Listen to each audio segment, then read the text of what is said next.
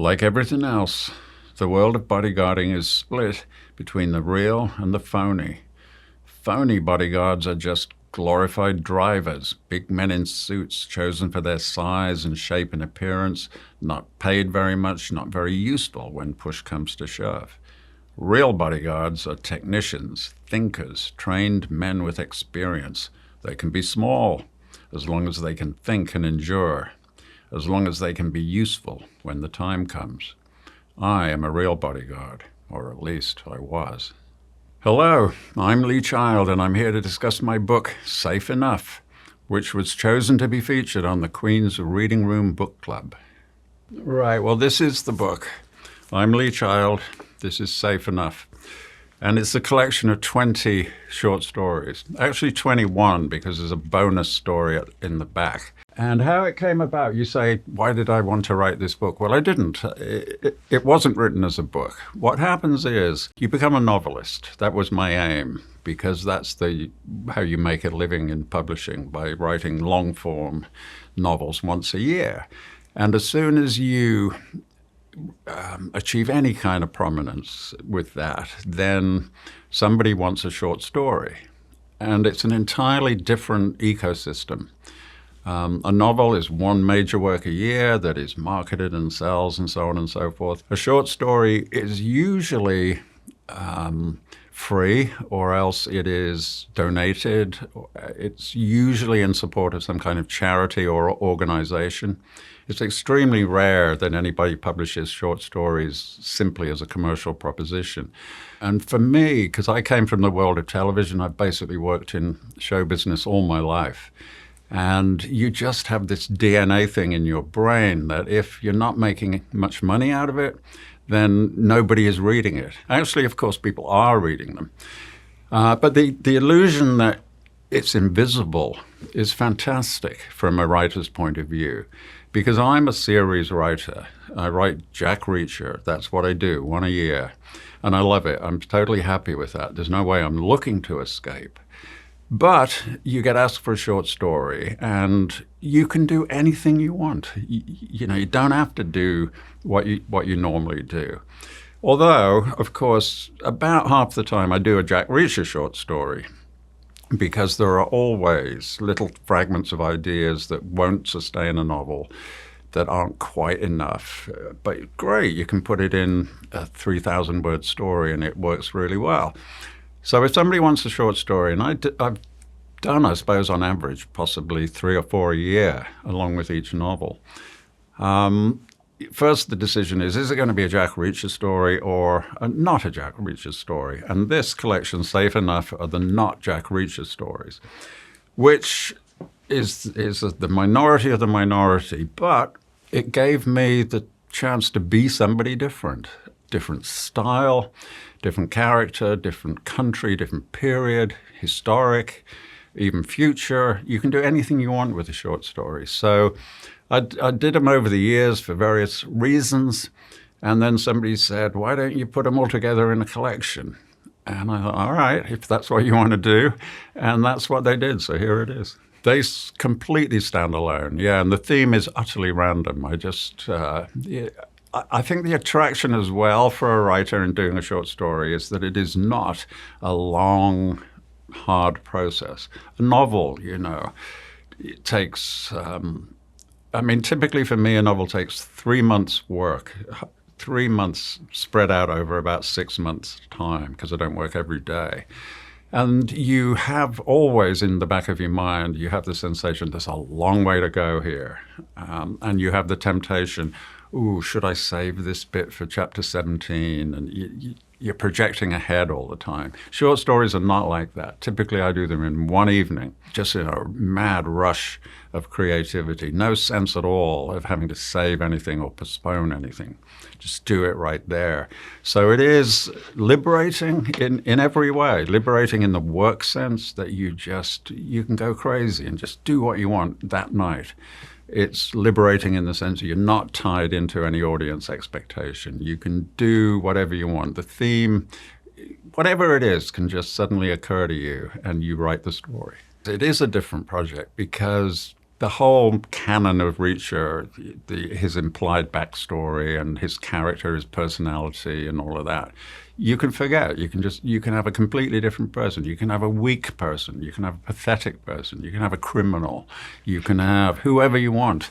And so, yeah, it's always a completely blank page. There's nothing stored up that needs to be continued, as it were. This is a completely standalone proposition that will never be repeated, and it exists just in that moment. I think because I no longer have to worry about Reacher's moral compass, then I'm actually quite tempted by these short story characters. Let's make them really bad or scurrilous or compromised in some way. Although I've got to, reviewing it, there are some decent people in here. It's more the universe in which they exist. I don't know, maybe that's just me, that I'm always thinking how difficult it is if you do have a moral code and you're surrounded by corruption and the easy way out. Let's say you're a cop in a sort of bad organization. And there's one story in here about a cop who works for one of those corrupt historic police departments, like LAPD in the 1950s or something, which was pretty awful. How does he feel? How does he react? There's another story about a rich woman with a bodyguard, and she is the one with the moral code. And she's surviving in this world where even her bodyguard is corrupt. So yeah, it gives me some wiggle room for explorations that wouldn't fit in a Reacher book. All of us really, however much you or I might describe ourselves as readers, of course we do more than that. We watch movies, we watch television, we watch YouTube, we watch clips here and there. We are in a river that is not just books. It is visual. It is long form like movies, short form like TikTok. It can be all of that stuff. We are swimming in that river. So that I think it's not possible to write a book without a cinematic view. And looking back on it, if I really analyze how I do it, it's almost as if between me and the computer screen is an invisible screen that it might be a television screen or a movie screen, but there's something between me and the keyboard that is visual. So I am basically describing and transliterating what I am seeing in this imaginary scene. So it is cinematic. I think that in a way, the action scenes reinforce the character development. Because again, we have to think about what does the audience want. And especially in thriller and crime genre, the audience wants closure. They want satisfaction. Because in real life, crime is sort of grubby and sordid and totally unsatisfactory. Hopefully most people are never involved in a serious crime. But lots of people are involved in petty crime. Their car is stolen, their house is burgled, or whatever. And in the real world, if your car is stolen, you're never going to see it again. And if your house is burgled, you're never going to get your stuff back. They'll never catch the guys. The police probably won't even come. And so we live with this buzz of constant frustration, and we're always aware it's not quite working. And we're miserable about it. So we turn to crime fiction, and you bet they're going to get your car back. You bet they're going to catch the guys that broke into your house. You'll get all your stuff back. They'll catch the guys. And if it's a Reacher book, he'll shoot him in the head. And the reader gets fantastic consolation from that. Something is working. And surely that's the whole point of fiction, to give us what we don't get in real life. Those dimensions, the excitement, crime especially. There is a solution, there is closure, there is satisfaction. And that's why people find it so satisfying. So I think in a way, yes, the idea of action is the character. The character is putting it right for you. He is your proxy. He is dealing with this for you. And as angry as you are, if your car is stolen or your house is broken into, you're angry about it and you want to take that anger out on somebody. So Reacher does it for you. I love all my locations. I mean, why would I use one if it wasn't appealing in some way? So it will have been somewhere I've seen or had a good time or been interested in. The tiniest thing can work. I was once in West Texas and saw this old gravestone from the 19th century, some kind of gunfighter. And it said his name and his dates, and then it said, "He never killed a man who didn't need killing."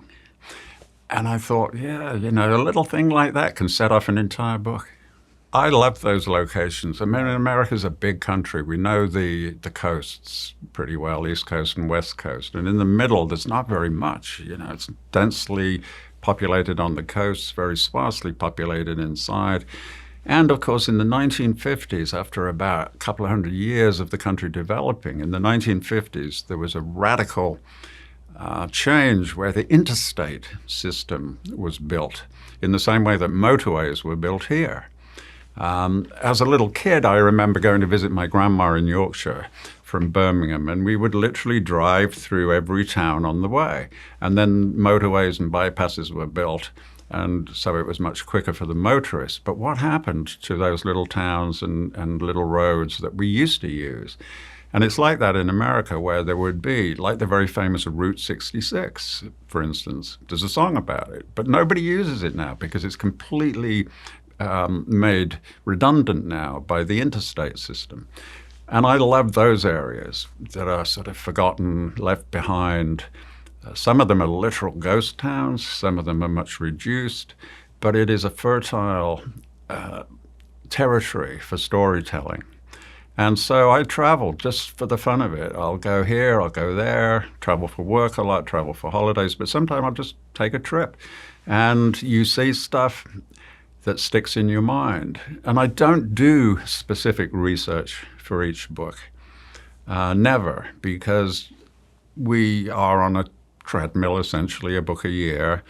And if you were to start fresh researching for that book, then you don't quite have time to let it settle, to let it percolate, to understand what is important and what wasn't about what you've seen. So that book wouldn't be very good. It would be lumpy. It would have all this undigested research in it. So what I depend on is stuff that I saw 5 years ago, 10 years ago, whenever. Stuff that sticks in your mind, and over the years it coalesces and you think, yeah, that would be a great location for this or for that. I think the key, when you transfer from one part of the media to the other, television to books, the key thing is retaining what is common to the two and understanding what is not. What is specific to one you have to abandon, and you have to look for what was it really that I was doing.